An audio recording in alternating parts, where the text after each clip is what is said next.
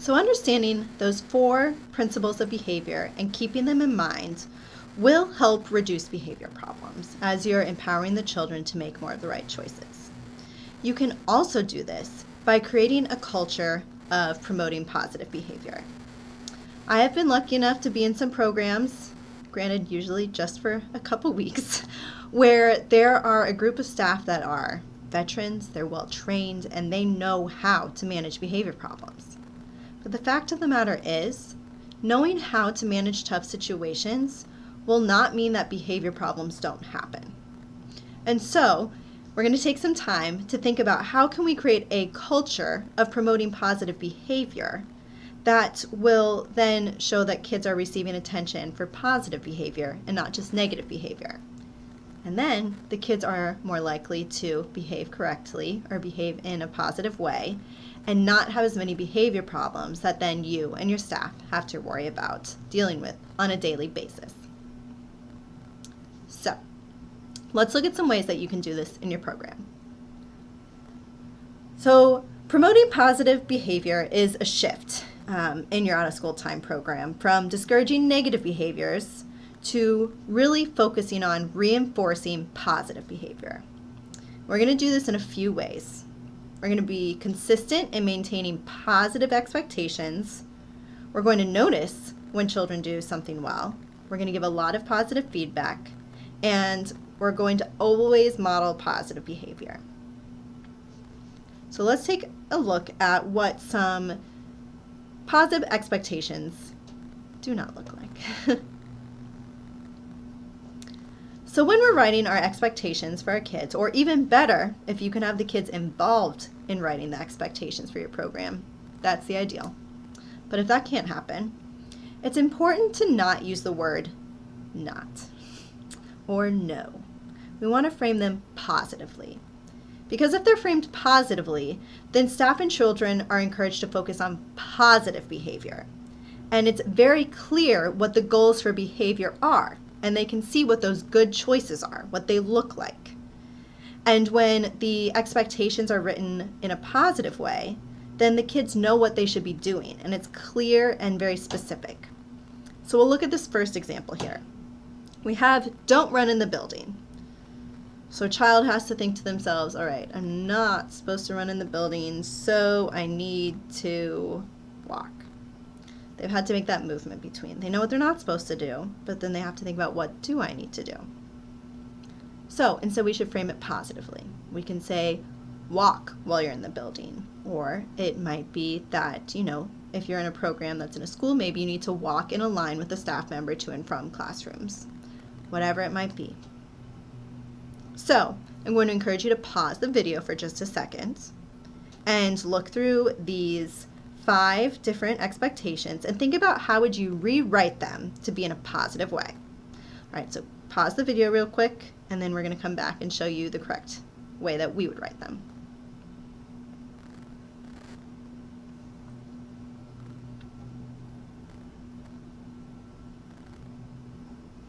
All right, so up here we have some suggestions.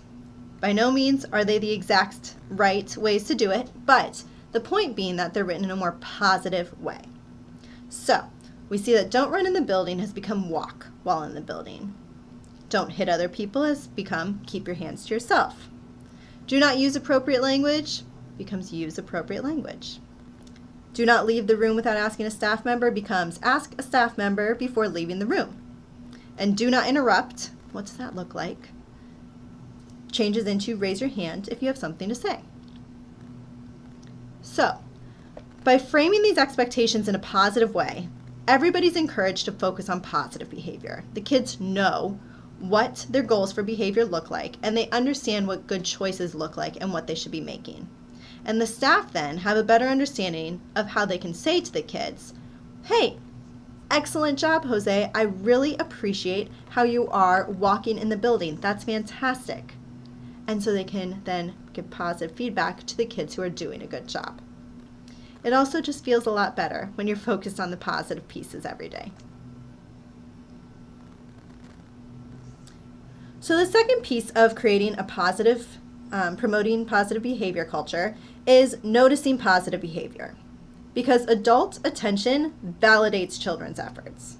And consistent attention really reassures children that their behavior matters. By saying, I see that you are doing the right thing and I appreciate it, you're saying to the kids, what you're doing matters. You're not being overlooked because you're the child who is never misbehaving. And like I said before, the staff attitude is just improved when they get a chance to focus on positive behavior each day and not negative behavior. So when you're noticing positive behavior, it's important to be very specific with the kids. So you might say something like, I really appreciate that you include everyone in your game of tag on the playground. You're very kind. So you're being specific about what they're doing well, and then you're naming a quality or trait about them that you appreciate.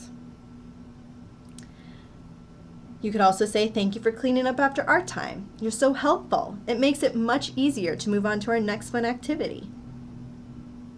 So you're saying thank you. You're saying, I see what you are doing. I see that you are behaving well and doing a great job, and I appreciate it.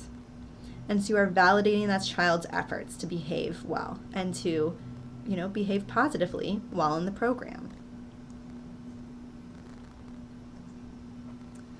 A good rule of thumb to think about is you should provide 4 positive statements to a child for every 1 negative.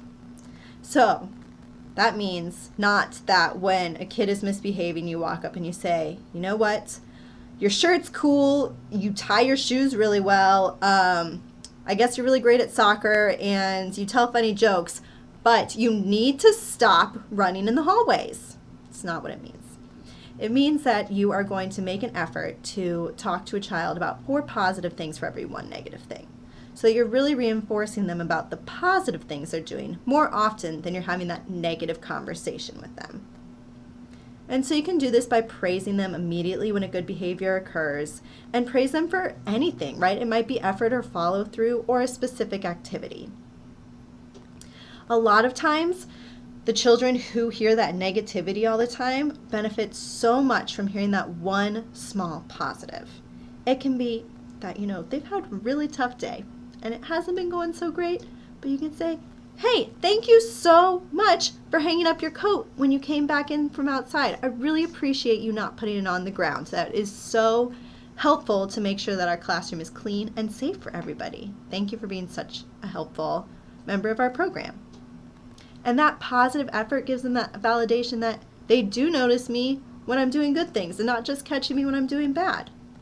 So it's important to give that positive feedback as much as you can and try to keep that rule of thumb in mind. It's not a perfect system, but something to keep in mind. If you do need to redirect a child on something small, then I encourage you to use the feedback sandwich. This is one of my favorites. You start with providing a compliment, and then you share an area of improvement or a redirection you want to give them. And then the third piece is to provide another compliment that has to do with the redirection, and so that they understand that you believe in them, that they can do the redirection, that you're not just giving them some unachievable task. So, for example, I had a child, we'll say his name is Caleb, who every time that he was playing this game called Bump, it's a basketball game, he kept yelling, yes, when he would get someone out. And so I had to have a conversation with him about how that wasn't making people feel very good. And Caleb was kind of sensitive, so I knew that he would need the compliment or the feedback sandwich to give him a little boost to know that I wasn't just, saying he needed to try something without any confidence that he could do it. So I might say, Caleb, you are getting really good at your free throw shots in Bump. But when you yell yes when people get out, it hurts their feelings and they don't feel very good. So I need you to stop yelling when they get out, please. I know that you can do this because you are such a great team player when I see you play soccer, and I see you support your teammates and the other team really well in soccer games by saying congratulations when everybody scores a goal. So do you think you can try that out for me? Do you think you can stop yelling yes when people are getting out in the game? So you've given him a compliment, boost him up, give him a redirection, and then said, I know you can do this because I see you do it in other places around our program. And so the feedback sandwich is a really great way that you can build up that positive behavior culture in your program. The other piece of this is really making sure that your staff are always modeling good behavior. This is important because if the staff are doing something they're not supposed to be doing and the kids see it, then it's kind of a double standard and it's really tough to enforce that rule. So always keeping in mind that kids see everything, they hear everything, and so it's always important to be a great role model at all times. So as you create this culture of promoting positive behavior, it's not always easy because the majority of kids have been in programs where there's a lot of focus on negativity, maybe. We're saying, you can't do this, you can't do this. But it's really turning around that focus to what are the kids doing well and how can we validate them and thank them for all the great things that we're doing or that they're doing.